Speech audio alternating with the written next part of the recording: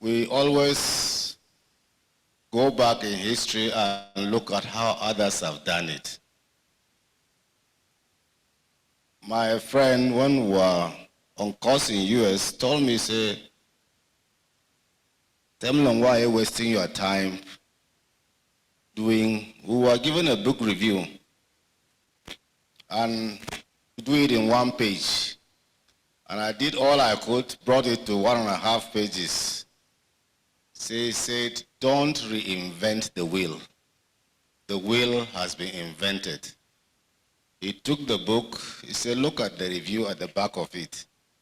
What you have done is enough. Remove all this is not needed and leave your review because you have not used the words of that, so it's not plagiarism. Now, I think the important thing we need to do is that there must be a conscious effort. No country has made it with this sort of ad hoc arrangements. No, no country. We must have a conscious effort that we will start a leadership process, we will start a citizenship process, and a leadership selection process that tops up people who are supposed to be leaders, a mentorship program that will mentor and hand over. And if you look at some models, Lee Kuan Yew of Singapore comes very handy, and if you go to Indonesia, it comes very handy. And if you come to Africa, see what Rwanda is doing. Now, if we do this a once and for all thing, that's the end of it. By now, a lot of people have come out, and I think I like it because that's what democracy is all about. We are complaining that we have so many. No, we don't even have enough. For a population of how many million people, and you only have these numbers contesting to be governors, contesting to be, aspiring to be governors, I think it's not enough. Democracy gives you choice. So let people come out. But let the church have a conscious effort that it should start a process. And it did happen before, we just forgot it. I always tell people, if you look at the model of Lantang, even if you look at the model of the Forum, the Kabir, and the rest, all those who contested were brought up by the church. People are saying that the church is not interested. No, because we didn't read history.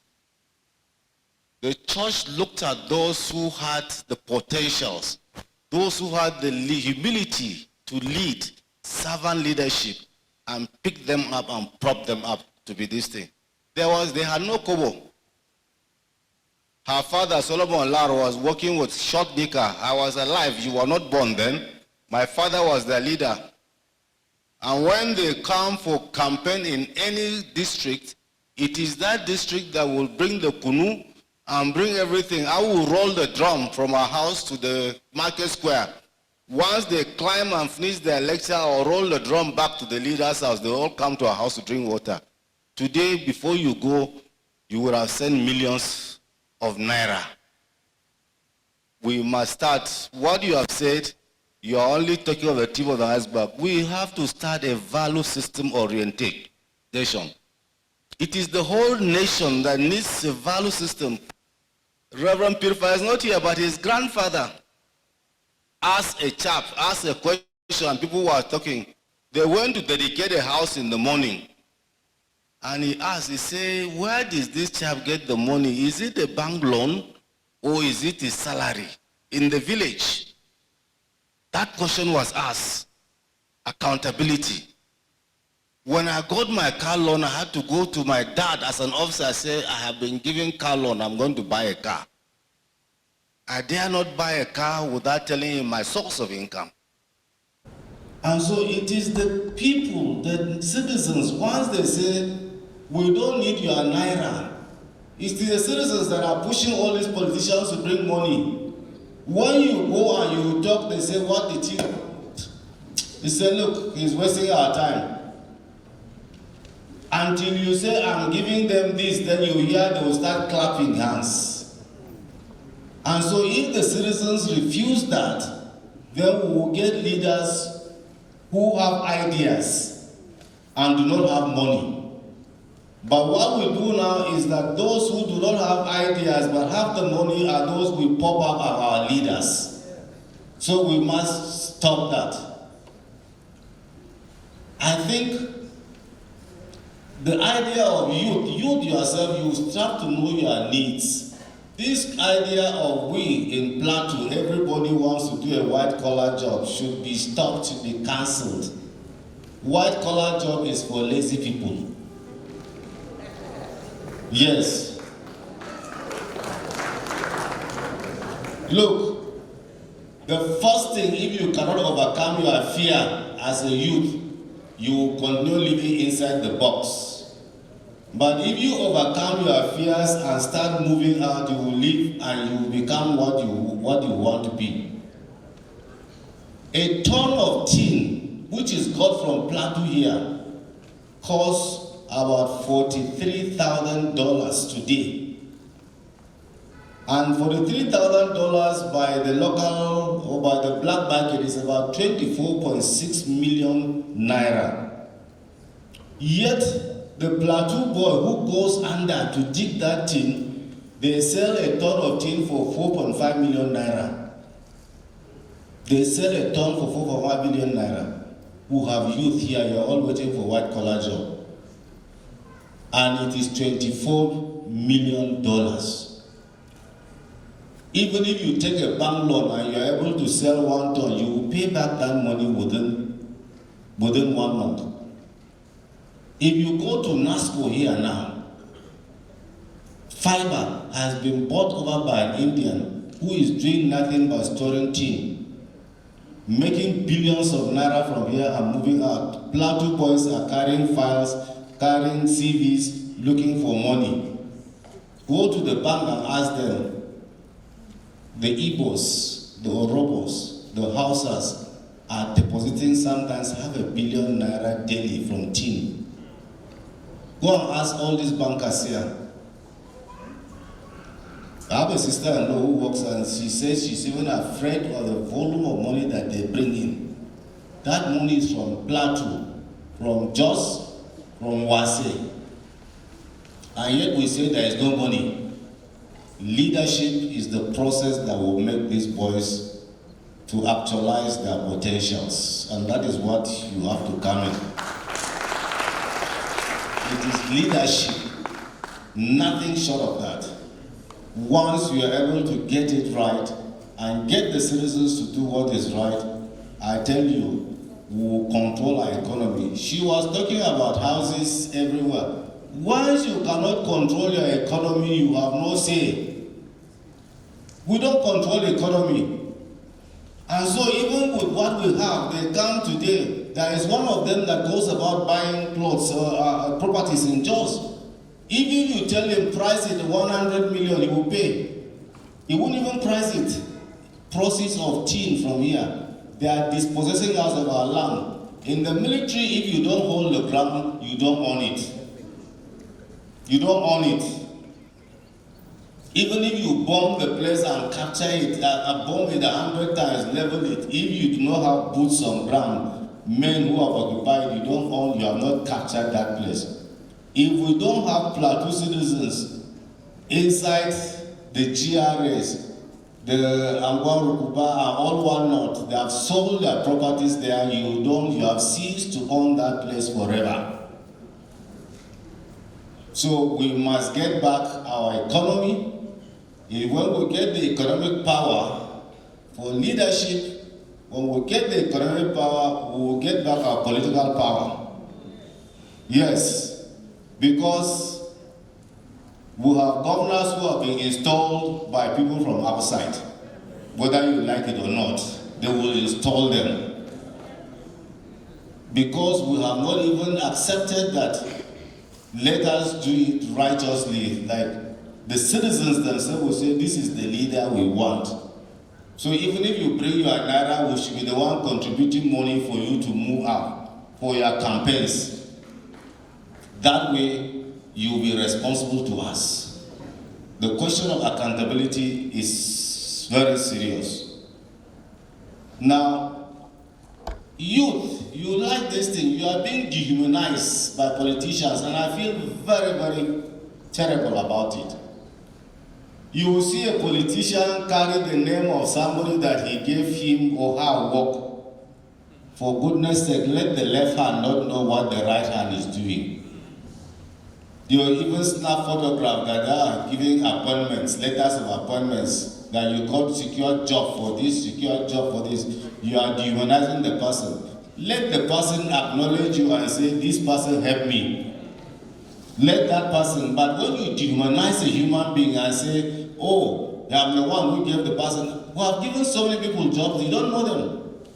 Those who come back like the one leper and say, thank you very much.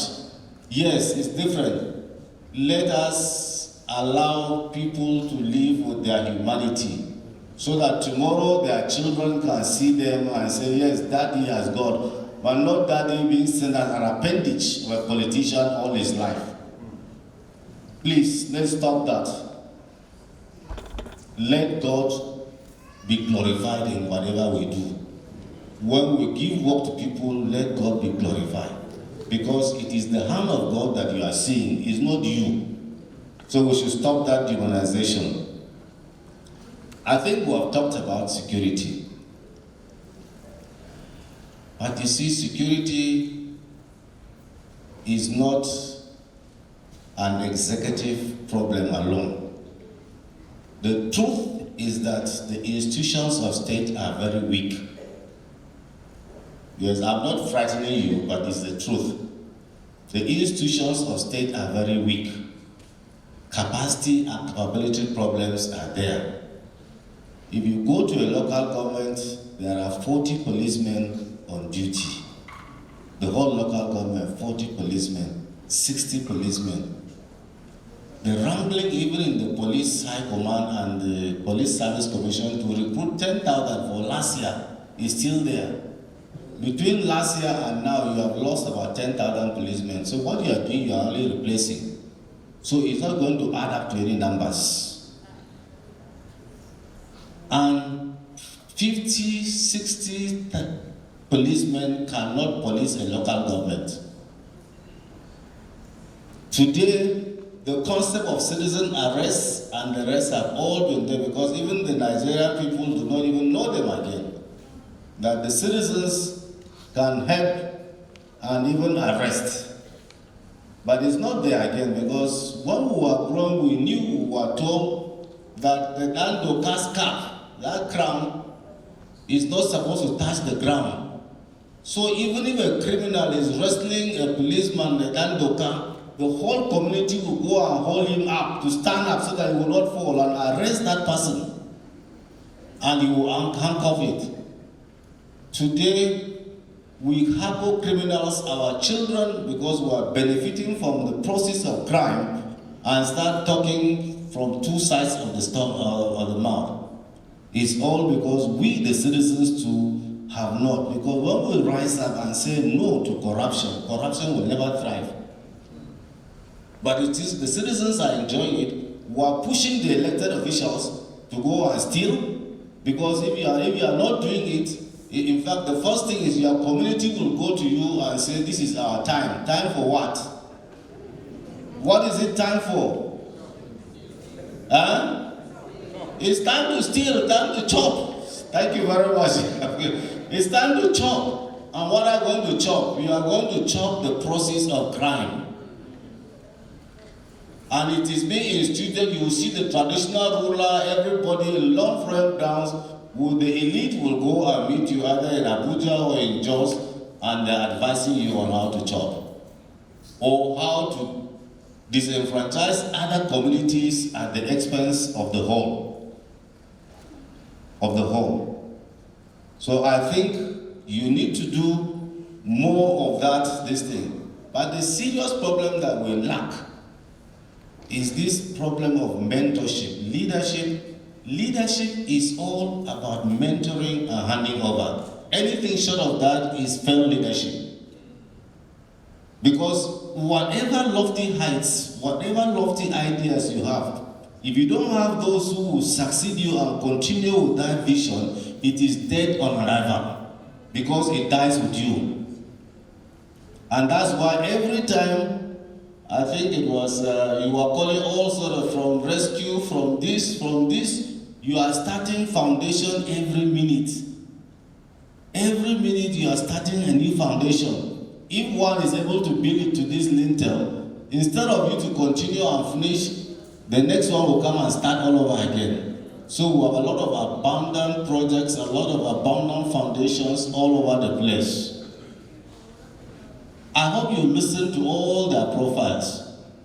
I think there are distinctions that I think if we were to score, we would have made our scores.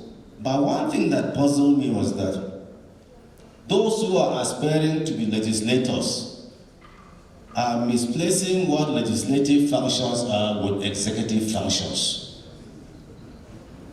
They'll go and do this, they'll go and do this. And that's why this idea of, say, constituency projects and the rest, which are not even, I mean, if we are going to do legislative duty, let's do it.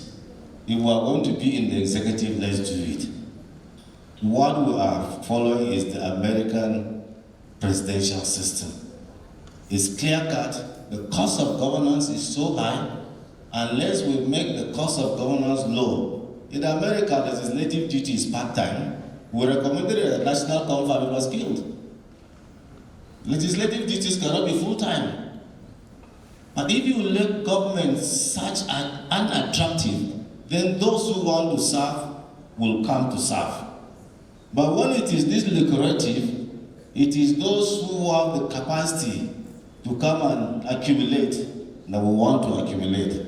So I want to urge all that from all that you have said, you have very good programs.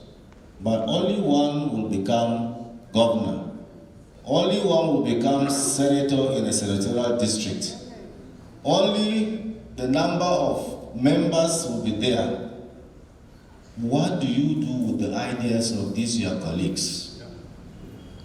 What are you going to do with them? It shouldn't be a winner take all. I have had people who have come say, if we had known we would have elected you. I say, no, it's too late. We have only one governor. Yes, that, oh, we would have elected you, made a mistake. I say, no. I appreciate that God has made Lalong where he is. But the unfortunate thing is that after they took my programs, they should have sat down with me to tell them the concepts. How did I see it? How did I visualize it? The same thing with you. When any of you gets to that place, sit down with your colleagues. How did you want to do this thing? What do you visualize this thing? I think that question was asked to me in channels last week. Say, how was I going to do the security thing? And I gave them the answer. So I think all you need is that all of you are Plateau citizens. All of you are, most of you, 90% of you are Cocin members. Do have a place within you to call all of you together and sit down and tap from those who you have and see. In the end, it is you who will take the glory, not the man who gave you those ideas. It is your program. And Plateau State will be the better for it. Apart from these ones, apart from the clergy, there are a whole lot of people within here. Please do make time to talk to them. Get what you can get from them. It is free of charge. God has given them for the common good. Let me again commend the leadership and say, look, we need to have this thing institutionalized. We need to have a process that will have a proper plan and draw up a strategy with a workable roadmap and see how we can give ourselves, is it 10 years, 15 years, 20 years to achieve righteous governance in Plateau State, that it will include citizens and those who are leading as a God. We must force them to do what we want, not what they want, and they must be accountable to us. Thank you very much.